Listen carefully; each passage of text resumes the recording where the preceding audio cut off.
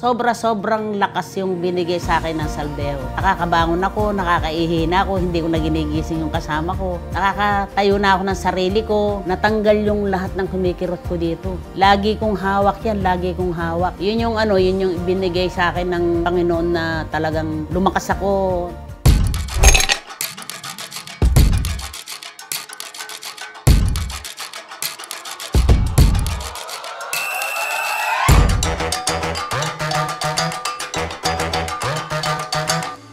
Ako si Araceli Tudla, 66 years old, tiga Gandos, Mexico, Pampanga. Partner po ako ni Sister Cel. Matagal na po kaming magsama. Halos 40 years kaming miyabe. Giniganang kaya nag-imbiyan na akong mikibalo. Tanyang may gumpisayang may kasakit. 2 years na sigurong masakit. Iba-iba yung mga doktor na humawak sa akin, 3. Sabi ng doktor kong isa, may pneumonia raw ako, tapos tumaas yung sugar ko. Balik-balik kami king hospital, palaging confine. Sakit yun, dahil may ganang doktor, pintalan may magkasakit niya. Patakot-takot na maraming gamot yung ibinigay sa akin, mga capsule, 14 klase. Iba-iba na talaga sa katawan ko. Talaga nahirapan ako sa mga nilulunok kong gamot. Iyaring kagaling, hanggang inibisang mamangan. 9 months akong hindi nakakalakad. Andun pa rin yung nararamdaman kong sakit. Sumasakit lagi yung dito ko, yung ilalim ng suso, tapos yung sa tiyan. Hindi ako nakakadumi. Minsan, 5 gabi, hindi ako natutulog talaga. Iniiyak ako pag masakit siya. Malulunos ko kayo, uning pinitang ilalakad. Buat may mani, may abubuat. Aras makakira niya mo, makira niya kita dapat makanyan. Dalan-dalanan niya rin tao. Hindi ako makalakad kasi hindi na ako makain, hindi na ako minom ng tubig. Nagsusuka ako.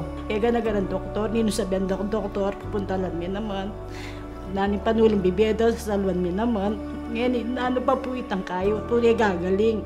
Sabi ko, Lord, bigay pa pong di ng pambiye.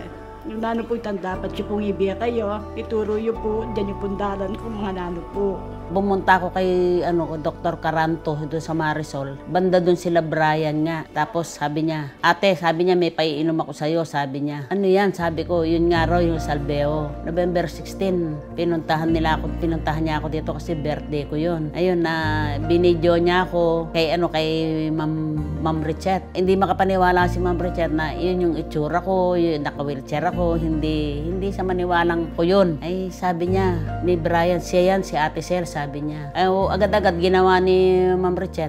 Pinadalan ako ng 2 Salbeo. Huwag mong tipirin yan, sabi niya. Sinabi niya kung paano, 3 times a day. Ginawa ko naman yun. Ginawahan ako dun sa ininom kong yun kasi naubos ko halos 2 ganito. Ngayon, pagkakainom ko ng 2 ganito, 15 days nung nabago ko yung aking nararamdaman. Maragulya po pigbayo, kaya po sabi ko kayo, pagpatuloy yan. Sabi ni Migbayo kaya kayan, namin palakas kaya kayan. Sabi po mga niya. Tuloy niya na po yung katawa na po ngayon eh. Hala niya po yung dating makarate, may ubong ng mati. Ngayon po. Ngayon pong kataba. May tabaya po, may lakasyo. Ngayon po talik mangan. Manyadyang ako na po ko. Pamangan kayo. Sobrang lakas yung binigay sa akin ng Salbeo. Nakakabangon ako, nakakaihi na ako, hindi ko na ginigising yung kasama ko. Nakakatayo na ako ng sarili ko. Natanggal yung lahat ng kumikirot ko dito. Lagi kong hawak yan, lagi kong hawak. Yun yung binigay sa akin ng Panginoon na talagang lumakas ako, nagbigay ng lakas ng loob sa akin. Ang Lord pa rin. Tapos, yun, pangalawa nga si Salbeo. Masaya ako na talagang may galing yan. Number 1 yan talaga. The best yung Salbeo. Tuloy-tuloy ako rito sa Salbeo. Ako po si Araceli Tudla at ito po ang aking kwentong Salbeo.